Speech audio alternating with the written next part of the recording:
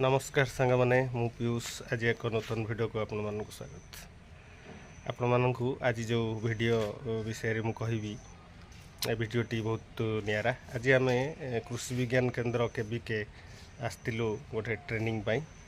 हाँ से ट्रेनिंग रे कौन कौन है कौन कौन कलु मु आगु को आपण मानक जनइबी।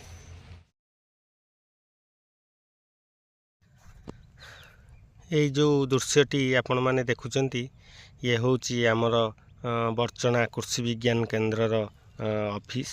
अति सुंदर भाव में परिवेशटी भारी सुंदर बुलिले आपन को भारी बढ़िया लगिवो। एठी होची आम मीटिंग हॉल। एठी आमर महुमाछीर ट्रेनिंग प्रोग्राम आज आरंभ होईची। आपण माने ई पोस्टरटी देखी जानि पारुथिबे आमे महुमाछीर ट्रेनिंग केमिति महू पालन करूँ, केमिति अधिक संख्यार महू उत्पादन करूँ, जड़े चाषी महू उत्पादन करी केमिति स्वावलंबी हम एवं तार रोजगार को दुई गुण करिवो ता विषय आजिर प्रोग्राम। आजिर जे ट्रेनर भाव में आसी विवेक बाबू आपड़ देखिपे विवेक बाबू आसछंती। से भी बहुत सुंदर ट्रेनिंग दियंती। तांको सहित आगुरु मोर परिचय अछि कारण से जने सफल एवं बहुत भल महू चाषी जने पाखापाखि 200 रु अधिक बाक्स तांको पाखरे अछि। ए जो माँ माने आसिचंती से मानकु देखि बहुत खुशी लागिला कारण आजिका समय रे एमाने मध्य तांको घर करना कामरू किछि समय बाहर करी से माने महू पालन करिवार जो इच्छा रखिचंती एवं एते दूर आसी आज ट्रेनिंग प्रोग्राम रे उपस्थित अछंती।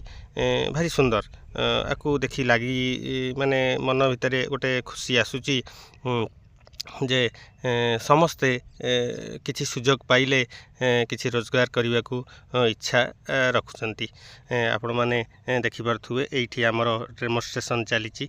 महू बाक्सटी खोला होची। विवेक बाबू आमको बुझाउचंती एठी जे महू गुड़िक पोक गुड़िक कौन कौन प्रकार कोटा ड्रोन पोक कोटा वर्कर बी कोटा क्वीन ए विषय आमको बुझाउचंती। अति सुंदर भाव में गोटे गोटे देखी बुझाउचंती एवं महू पालन करिवार सबुठु बड़ कथा है जे आपण मानकर केमिति महू पोक जो मारे जो डर रही से डर केमिति कौन केमिति आपण मन भितर बाहर तापी से यथेष्ट प्रयास करुँच जे यदि आपण सावधान सहित एवं शिक्षिकी गोटे काम करेंगे आपण को केबे भी आगु को ए प्रकार समस्या हेनी। महू पोक मारेनी जदि आपण ठीक भाव में ठीक ढंग मैनेजमेंट करी एवं महू पोक मानकर जो सिचुएशन अच्छी ताको बुझिकी काम करेंगे से आपण को केबे भी मारिबो नाही। मोर ये भिडियोटी जदि आपण को भल लगे ताले भिडियोटी को निश्चिंत शेयर करिवे, लाइक करिवे, आपणकर मतामत मध्य देबे। रहिली जय जगन्नाथ।